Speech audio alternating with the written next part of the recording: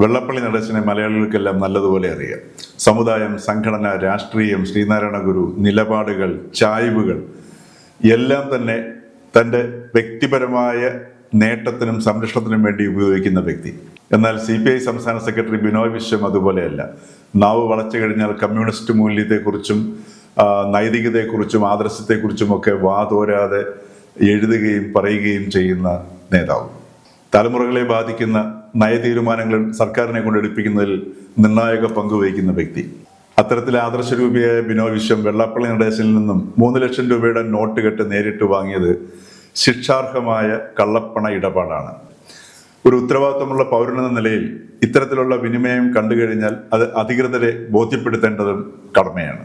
താനാണെങ്കിൽ വെള്ളാപ്പള്ളിയെ കാറിൽ കയറ്റില്ലായിരുന്നു എന്ന ബിനോയ് വിശ്വത്തിന്റെ ആദർശ നിലപാടിനേക്കാൾ സ്വീകാര്യമായത് വെള്ളാപ്പള്ളിയെ കാറിൽ കയറ്റിയ പിണറായിയുടെ നടപടിയാണ്. കാരണം അതിൽ ഒരു കാപട്യമില്ലായ്മയും ഒരു സത്യസന്ധതയുടെയും അംശമുണ്ട്.